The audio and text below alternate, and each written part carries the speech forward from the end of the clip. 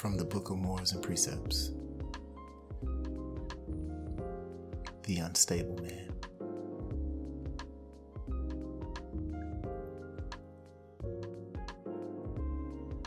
There is a man halfway between the real man and the weakling. It is the unstable man. He wavers and is undecided in his thinking. He displays a woman's weaknesses. He wrings his hands in the face of calamity and makes no move. Take hold of yourself. Be a man. Though now you have a body given over to weaknesses, the soul within has a reserve of resolution. Call it forth, and it will serve you well. Forget the things wherein you are strong, for they need no attention. Consider your weaknesses and failings, and keep them ever in sight. Beware the weaknesses of indecision, for a bad decision is better than no decision at all. Beware of irresolution. Better is it to journey along the wrong path than never to start.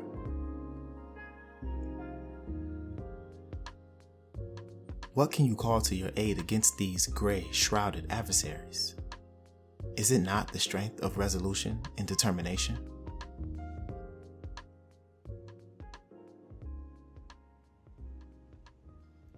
The unstable man knows he is changeable, like the thistledown, a plaything of the wind, but he knows not why. Though he knows he escapes from himself, he knows not how. O man of thistledown, be firm with yourself. Be inflexible in following a course that is right. Thus, when they learn to rely on you, the eyes of men will regard you with esteem. Set out a code of conduct peculiar to yourself, and at all times abide by it. Never betray the principles you set yourself, and thus you will find the road to stability. He who has no rules to abide by is like a vessel which has lost its steering oar, or an unmanned chariot. Suppress the desires that rise to dominate you. Relinquish the urges that drive to misfortune, and the peace reigning within will not be disturbed by anxiety and disappointment. The unstable man spreads the restlessness and uneasiness which eat his spirit, as dogs spread fleas. None can enjoy ease and contentment who joins his company. He who has no code to live by is like the weather vane turning with every change of wind. Today he loves, and tomorrow he hates. Today he argues this way, and tomorrow that way. And he himself knows not why he changes. Now hot, now cold. He is never constant, and none can place faith in him. Today he is arrogant, and tomorrow servile. But this flows from the weakness of his nature. For he who is arrogant without power will be servile when none demands servility. What is life to such as he, but shadows cast on the sand? Before noon he is merry, and afternoon down in the depths of gloom. Now he rides high on the wings of ecstasy, shortly to be plunged into the very abyss of despair. One moment he laughs, the next he sighs. He walks in the door determined. Inside he becomes shiftless. He himself never knows what he is or may quickly become. Can any structure of contentment be built on such a shifty foundation? Foolish is the woman who marries an unstable man, for her future is uncertain.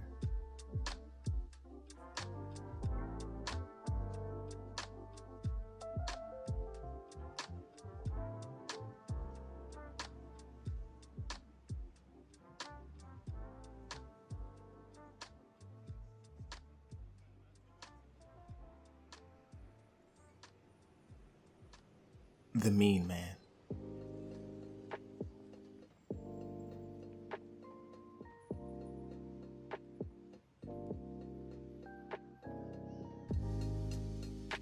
A mean man is one who walks in unmanly ways. He has womanly weaknesses, much magnified, without womanly virtues. He forever seeks faults in the ways of the wise and the good. He lacks generosity and compassion. He winnows the dust off his storehouse floor to save a few dirty grains.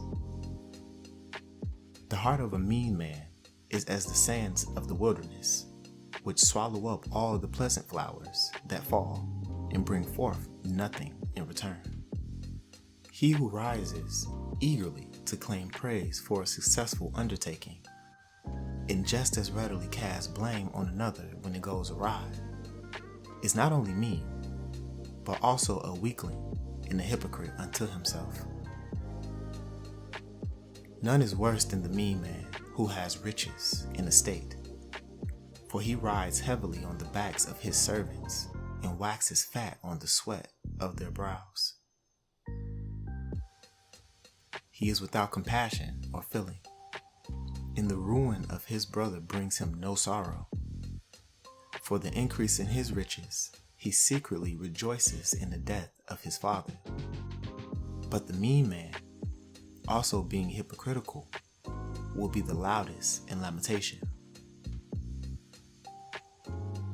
His soul is set hard in the distorted shape molded by avarice, and even grief and distress can make no modifying impression.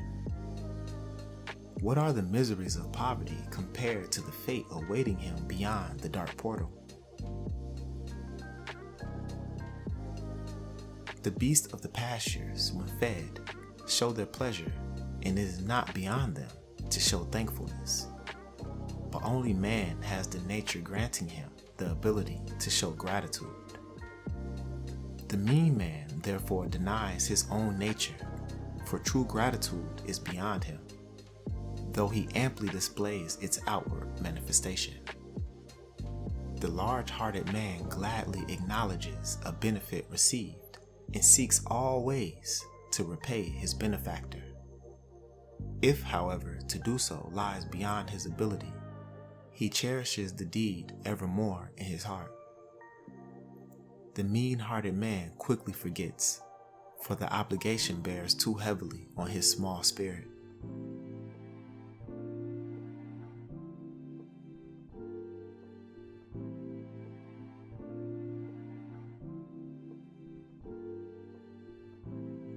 His mean heart even envies the ability of the benefactor to give, and he accepts the benefit with inner ill grace. Though profuse with outward hypocritical smiles and fair words, his beaming countenance conceals the malicious darkness of the hidden heart within. The mean man and the braggart may seem incompatible, but man is a many-sided creature. The mean and miserly heart and the most boastful tongue so often share the same body. The busiest tongue has the least cause to wag. What does it seek to cover up? The mean man is a coward, and so finds pleasure by inflicting suffering on the helpless. The hyena tears at the dead beast he would not dare face while living, but the hunting hound that caught it does not rend it. Only cowardly things find pleasure in mangling that which lies helpless in their power.